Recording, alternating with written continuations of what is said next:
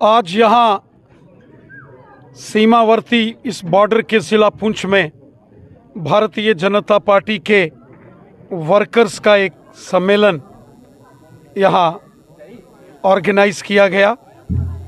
Bharatiya Janata party की ओर से मैं पुंछ की आवाम का शुक्रिया अदा करता हूँ और शुक्रिया अदा करता हूँ मेंढर कॉन्स्टिट्यूंसी और सुरनकोट असेंबली कॉन्स्टिट्यूंसी की आवाम का, वोटर्स का, जिन्होंने असेंबली इलेक्शंस में भारतीय जनता पार्टी को शानदार तरीके से सपोर्ट किया।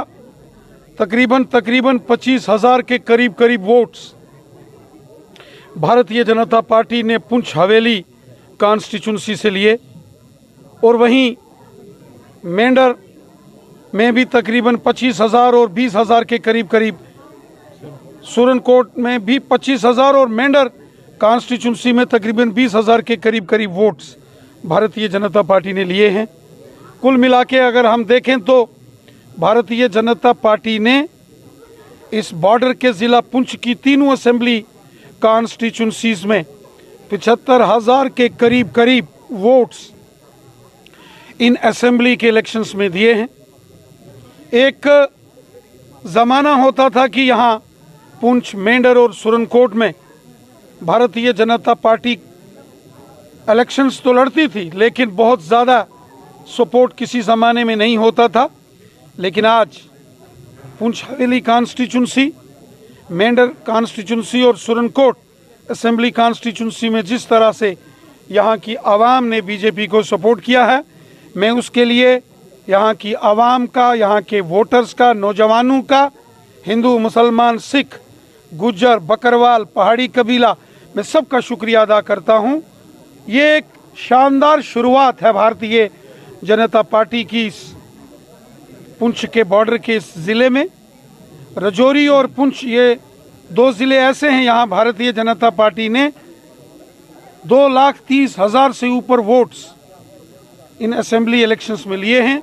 मैं समझता हूँ कि ये भी एक बड़ी अचीवमेंट है बीजेपी की।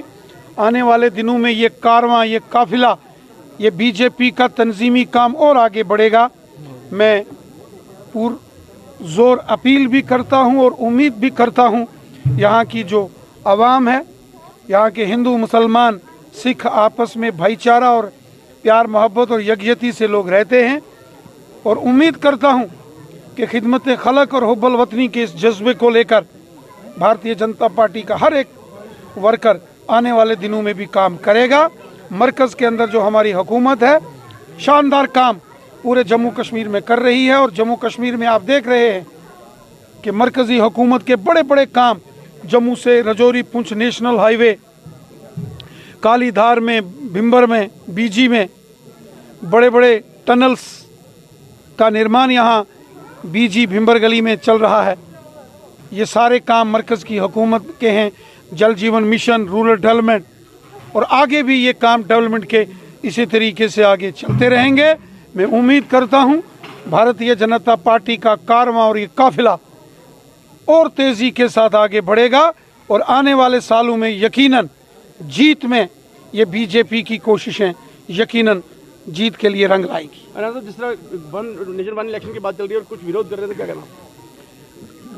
हमारे देश के माननीय प्रधानमंत्री मोदी साहब ने लाल किले से ये ऐलान किया था कि एक देश में एक चुनाव होना चाहिए, वन नेशन वन इलेक्शन होना चाहिए।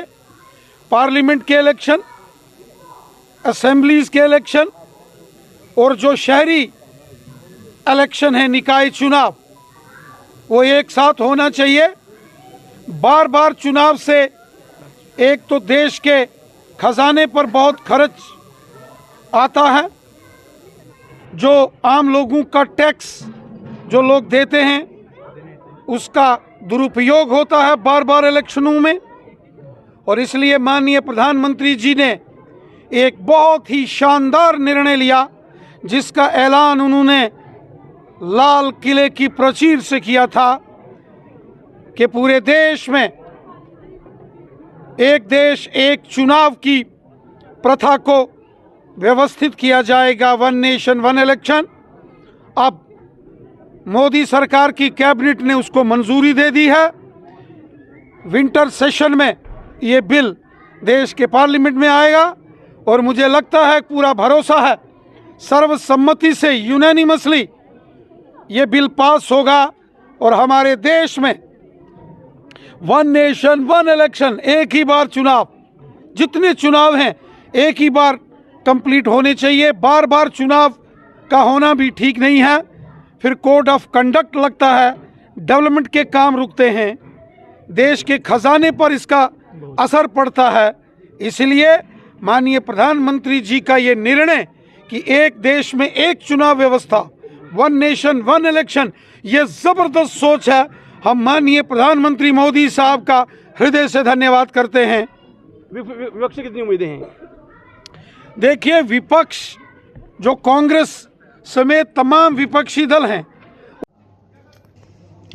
आप थोड़ा पीछे आ जाओ, थोड़ा पीछे आ जाओ। रविंदर रैना जी जिंदाबाद। श्रीमान रविंदर रैना जी जिंदाबाद।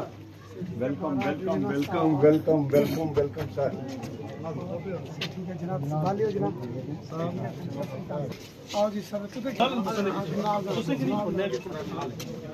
ये सब रहना सामने शान है ना, सॉरी शान क्या बात कर रहे हैं, ये पिलाया पानी ऐसे आज भी प्यास लग रहा है।